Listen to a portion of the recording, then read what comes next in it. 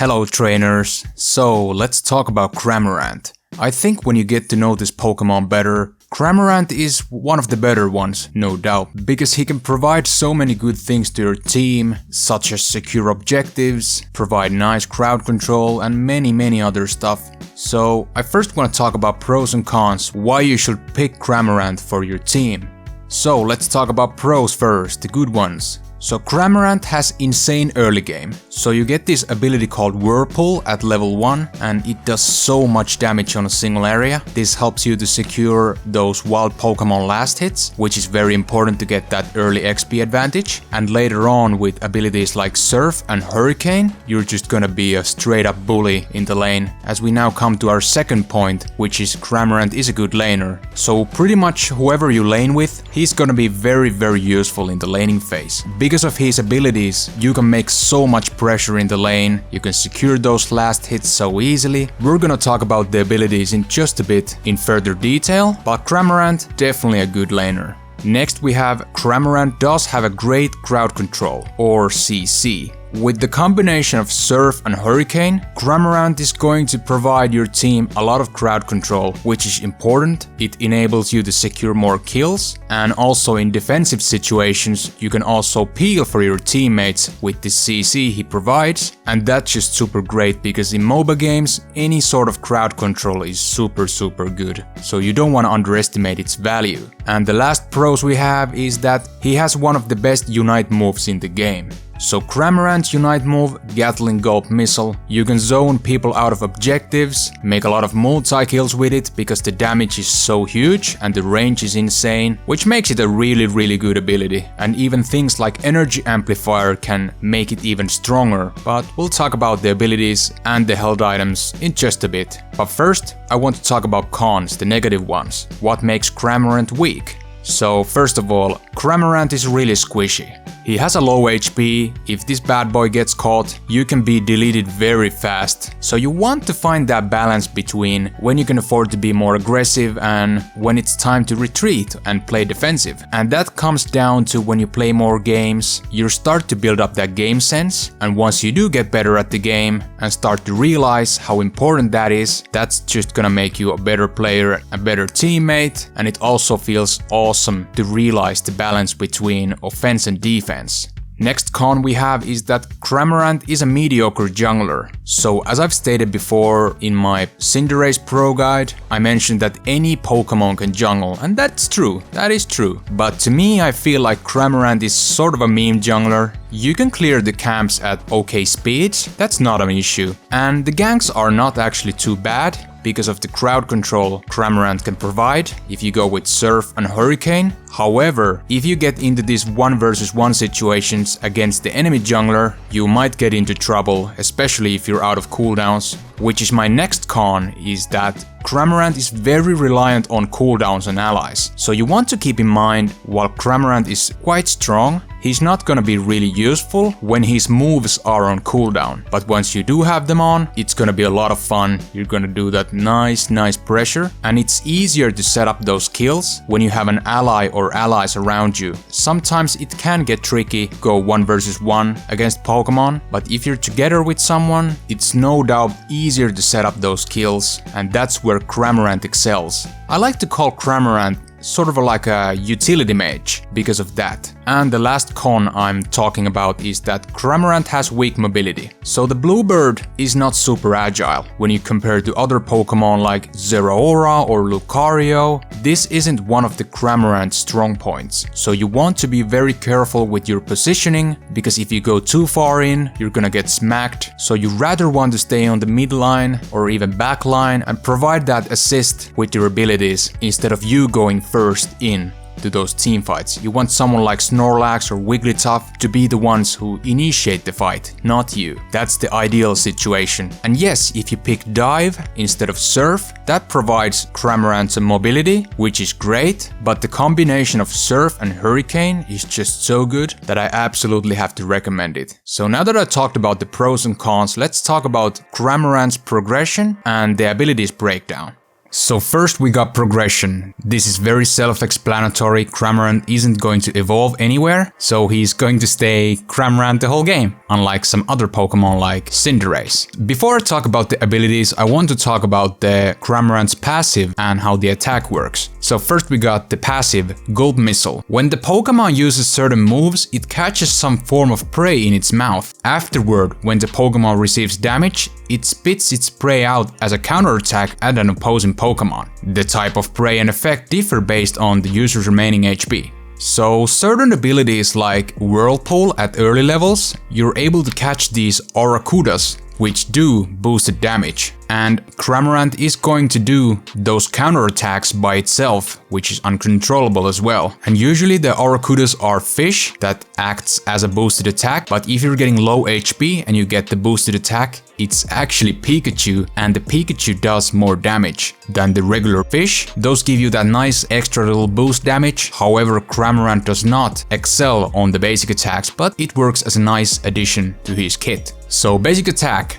becomes a boosted attack with every fourth attack. This boosted attack spits Oracuda or other Pokemon at opposing Pokemon and deals damage to opposing Pokemon near the target when it hits. So every fourth attack you're gonna get that Oracuda in your mouth and it's gonna do more damage. I also want to note that these Oracuda attacks do splash damage, meaning that if there are enemies close to each other and the boosted attack is applied to the enemy Pokemon, it will splash or sort of connect to the next Pokemon, which can do extra damage. So whenever you're playing against Cramorant, try to be as split as possible so you won't be getting splashed by those Oracudas, whether it's that basic attacks or the ultimate. It applies on both. So now let's talk about the abilities. So at level 1 you get to choose Whirlpool or Feather Dance. Always go Whirlpool. So Whirlpool creates a Whirlpool that deals damage to opposing Pokemon in the area of effect. This move's area of effect slowly shrinks, but the damage dealt slowly increases. Just before the Whirlpool disappears, it decreases the movement speed of opposing Pokemon in the area of effect for a short time. The user can also catch Oracuda or other prey by entering the Whirlpool. So this ability is something that makes Cramorant a bully in the lane. It does so much damage to a specific area you want to place it on, and towards the end of the cycle it's gonna deal even more damage. And that slight movement speed decrease is also really awesome to have. So great ability overall. Whirlpool also runs on a 5-second cooldown, so that's great. Then we have Feather Dance. Decreases the attack and movement speed of opposing Pokemon for a short time. So it's an okay ability. It doesn't do any damage. It works as a AoE debuff. But luckily it's not going to be for you for long because of the fact that it's going to get replaced at level 4. So not too big of an issue. It also runs on an 8-second cooldown. So you get to level 4 and you have to choose from 2 abilities. First we got Hurricane. Creates a fierce wind dealing damage to opposing Pokemon that get caught in it and throwing them. Upgraded to Hurricane Plus when the Pokemon reaches level 11. And the upgraded version increases the user's movement speed for a short time. Hurricane is a nice skill shot based ability. You can even use this on bushes. If you know enemies there, you don't even have to see them, which is awesome. And by the way, this also applies to Feather Dance and Whirlpool as well. But it's a very nice knock-up ability. You can set up other crowd control abilities to this, which makes it strong. And it's my recommendation from these two for sure, because of the crowd control and the flat damage it deals. But I still want to talk about Air Slash. Has the user shoot out many blades of air while moving backward to create distance. Deals damage to opposing Pokemon in the area of effect and reduces this move's cooldown when it hits. Upgraded to Air Slash Plus when the Pokemon reaches level 11. And the upgraded version restores the user's HP every time a blade of air hits an opposing Pokemon. So in paper, this is not a terrible ability. It kind of works like as a shotgun, meaning that if you use it from a melee range, it's going to do more damage than from range. And it also pulls you back, so it has some kiting potential as well. While I do think it's an okay ability, Hurricane is just so much better, so I highly recommend to go with Hurricane. And Hurricane also has a 9-second cooldown and Air Slash has 5 seconds of cooldown. So then you get to level 6 and you get to choose from other 2 abilities. This is going to replace Whirlpool. So first we got Surf with 8-second cooldown. Attacks with a wave that deals damage to opposing Pokemon. Once the wave has traveled its full distance, it returns the way it came, dealing damage to opposing Pokemon once again and pulling them back with the wave. The user can also catch Arrokuda or other prey by entering the wave. Upgraded to Surf Plus when the Pokemon reaches level 13. And the boosted version is going to apply when the first wave hits opposing Pokemon. It also decreases their movement speed for a short time. So in Pokemon Unite there are many kinds of Surf abilities, and Cramorant's version of Surf is pretty good actually. It's a skill shot ability, it can also do AoE damage if multiple people get caught in it. You just want to remember that the returning wave is that what pulls them back. So Surf and Hurricane can be comboed together, and that's what makes Cramorant so great. It has a nice crowd control combo, and you can also set up kills very well with this ability, combined with Hurricane. And the boosted Surf, when it reduces the movement speed for a short time, that's a nice little bonus. So great ability overall. So the B option is Dive, which is a dash ability. It has a 1.5 second cooldown, so changes the designated area into a puddle and has the user dive to that area, dealing damage to opposing Pokemon and shoving them when they hit. The user also catches Arrokuda or other wild Pokemon as they emerge from the puddle. A maximum of 3 uses can be kept in reserve for this move. Upgraded to Dive Plus when the Pokemon reaches level 13. And the boosted version is going to do extra damage. So in paper, it's a good thing that Cramorant is able to get some mobility, but again, I think Surf is just so much better because of that CC. You want to provide that utility to your team in the form of crowd control and that burst damage that the combination of Surf and Hurricane provides. So definitely I won't recommend to go Dive. You can try it, but I just don't think it's as good. So finally, at level 9, we're gonna get the Unite move, which is Gatling Gulp Missile. Man, these Unite move names are so funny. Whoever came up with this should get a raise.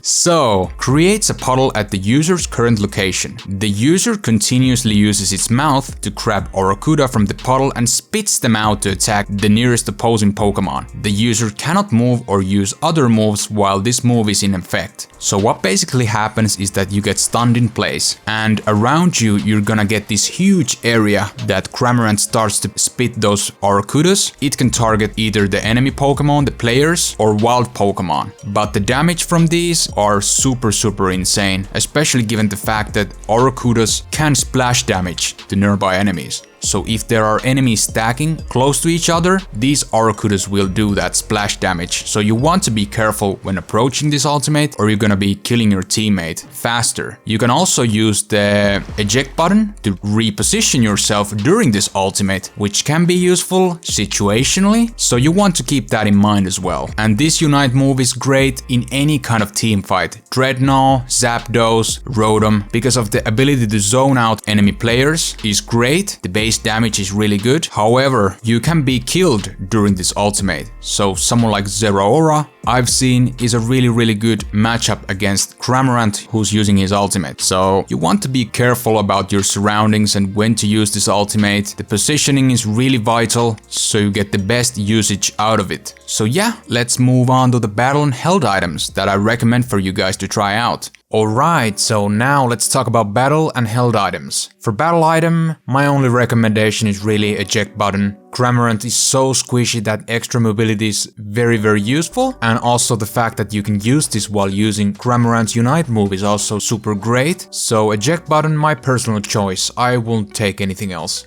Okay, so held items. First we got Wise classes. Increases special attack by 7% and it also gives a base stat of 29 special attack at level 20. So very self-explanatory. Cramorant does his most of the damage with abilities, so Wise classes, an excellent choice. Then we have Body Barrier. So whenever you use your Unite move, you're gonna get a shield, and an ally close to you is also going to get a shield equivalent to 40% of their max HP, and it also gives base base HP of 400 at level 20 and 420 at level 21. Hehe. So this held item is pretty much useful for any Pokemon. It's so good, the value is so big, super recommended for Cramorant. And the third option we got is Energy Amplifier. So you are going to get extra damage to your Unite move specifically when you're gonna use it. Mine unfortunately is not level 20 yet, so I'm just gonna paste down the level 20 stats at the screen, but I'm working on it. I just need to get my score shield first, then I go to Energy Amplifier. But a lot of people have told me that it's a super nice held item for Cramorant. But let's take a look at some alternatives. So first we got Shell Bell. It's not that good really. I kinda regret powering this one up. It's okay. I mean, it heals you more the higher the Pokemon's special attack is, and the base cooldown reduction is decent. The problem with Shell Bell is that there are better options, and the better alternative option is Focus Band. So when you drop to half HP, you're going to heal for 3 seconds and it recovers 14% of the HP it had lost. And it also gives you base stats of 20 defense and 20 special defense. This is more of an all-rounder item. It works throughout the game, it has a 90-second cooldown, so it's very valuable for Cramorant as well. You could replace Focus Band with Energy Amplifier, which is what I'm doing right now. And Score Shield, I don't think it's super bad either. I like it more on Pokemon that are tanky or more supportive, like Snorlax, Wigglytuff, Eldegoss. I think Score Shield excels on those Pokemon, and it can be an okay choice for Cramorant as well. But Focus Band is what I'm gonna pick for the third. But you might want to consider Energy Amplifier instead of Focus Band, especially if you have it leveled up. So those are my recommended held items. Okay, so now let's talk about some lane Cramorant gameplay. So level 1, start with the Whirlpool. You can see I put it behind the A-Palm, so it will do the maximum damage if possible. You're gonna see it on this double pack better. Behind those A-Palms, chick chick chick chick chick chick, you can see, those will be cleared super fast. So 940, we're gonna go for this middle crab. Gonna put the Whirlpool again down there, so it's easier to secure that last hit. Trying to steal that, and I'm actually able to steal it, so that's nice. We're against Slowbro and Snorlax, so it's kind of a tricky dicky lane. I'm also with Slowbro, so... But you can see that potential in the Whirlpool, that damage is super nice. So right now, all of the wild Pokemon has been cleared. I'm just waiting for 900 to get that crab from the top left. And Slowpoke seems to know it as well. He seems kind of bored, but... Just put it under there. Chick chick chick. But we did a small mistake. Slowpoke should stay on the goal, because that top left crab is risky, given the fact that if both go there, they might have a chance to score, which they did. So, kind of bad play. Only one person should go for the top left. So the bee spawned at 850. I'm having this little fight. You can see I put the Whirlpool again behind the Slowbro, but we're not able to make that kill because of we're not doing that much damage early on. The Slowpoke's damage is kind of weak, so this is pretty reliant on myself. Gonna get that pick with the Hurricane knockup, and the boosted Pikachu comes up because I was low HP. Trying to get that score, but that's not enough. Was kind of risky with 30 balls anyway, but I wanted to go for it, like, why not? Why not give it a shot? But yeah, those boosted auto attacks are super great as well. The Snorlax tried to flash away there, but the Pikachu just boop. Nice damage. So clearing more of these wild Pokemon, you really want to get that XP lead as fast as possible. And in this kind of lane scenario, it's ideal that Slowbro gives the last hits to Cramorant, because Cramorant has a higher potential and priority overall. So we're gonna have this fight at the middle-ish section. Lucario wanted to help us, so that's awesome. We're gonna get those 2 picks and we're able to score on this goal. And look at that, the goal is already destroyed. Going for that surf, it's going to miss unfortunately. You really want to be careful with the skill shots and also predicting those skill shots. Like, you want to see how the enemy is positioned. So that's gonna take some trial and error. So I'm heading towards this Dreadnought now. I'm trying to get this bee. Slowbro's teasing me a bit. He wants to go for the score, but that's overcommitment. That's terrible. So throwing another surf in. We're gonna pick the kill on Slowbro. And yeah, the Dreadnought's up. I'm so glad everyone's here, so it's going to be easier for us to secure this objective. So we're gonna pick up the Dreadnought. We're trying to get some points to this goal as well. So I'm harassing with the Surf, so Eldegoss is gonna go back and we're gonna just make nice amount of points there. Great group up by the team to go into that Eldegoss. So I'm heading to the top path now because there is this second objective, Rotom. So let's see if we can make it. They haven't started it yet, so we're on a good pacing here. Fight's gonna break up. Lucario is getting in a little pinch. I could use my Unite move there, but I don't see the need here because we're overwhelming with numbers. Eldegoss is already split. Greninja is gonna get fallen. Slowbro is gonna get fallen. Snorlax is coming up. I want to start this Rotom, but you should fight first with your team, then go secure the Rotom. But I decided whatever, they want to push too far. I think that's overcommitment in my opinion, so just get the Rotom done and get back to farming. All that extra XP from those wild Pokemon is going to be important, so not a bad play per se, but yeah. Cinderace going in with the special move. I'm gonna combo this Hurricane Surf with Slowbro's ultimate, and you could see the amount of crowd control is insane. That Greninja couldn't do anything there, we're just able to smack him. So kind of risky-ish play, but we have our Rotom, so we're gonna get those insta scores.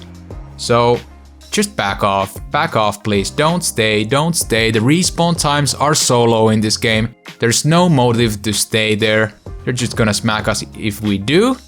So get those wild Pokemon done and we should be heading to Dreadnought now, so that's great.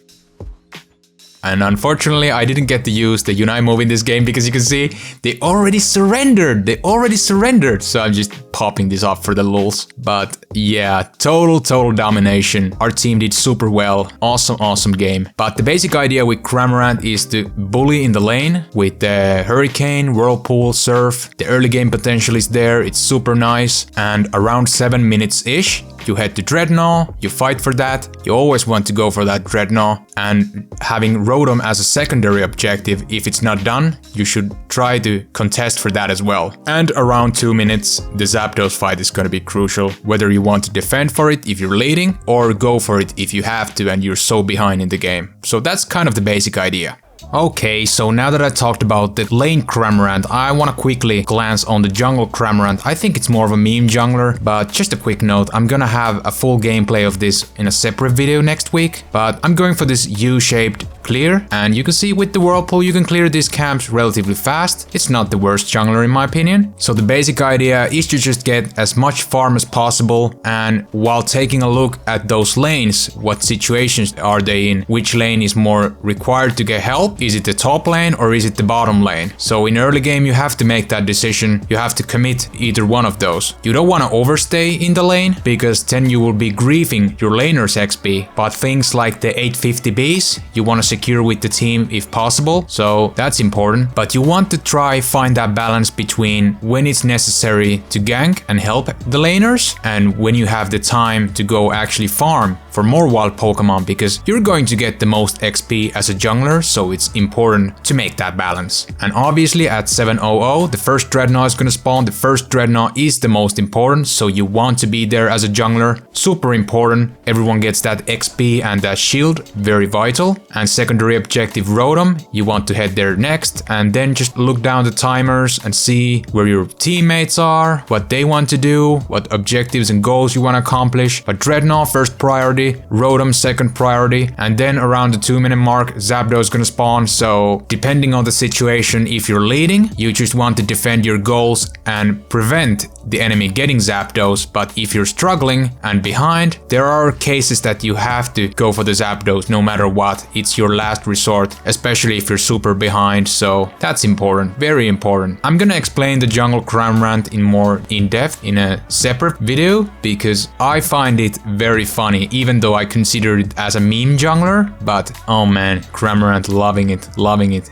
Whether it's that lane or jungle Cramorant, so much fun. I can highly recommend Cramorant if you want to have some fun in this game. So that's my basic knowledge of the jungle Cramorant. Stay tuned for the full gameplay commentary next week. So yeah, that pretty much covers up my Cramorant Pro Guide. What do you guys think? I spent a lot of time, effort and love putting this together, and I hope I was as informative as possible to get all of the specific details and information out. I will be having pinned comment at the comment section if there are some things that I overlooked, so I could update those there. If one of the commenters are noticing that, hey, you forgot this, or why didn't you mention that, I want to do a pinned comment because the information is important here. I want players to be better with these Pokemon. That's why I'm creating these pro guides with my passion and love. So that's it going to be for today. If you found this video enjoyable and want to see more cool Pokemon Unite content in the future, such as tips and tricks videos, discussion bits, other cool stuff, you name it, I'm gonna have it. Hit that subscribe button, make sure to hit the notification bell, and with all that said, thank you so much for watching. My name is Hepodix, and I hope you have a wonderful day.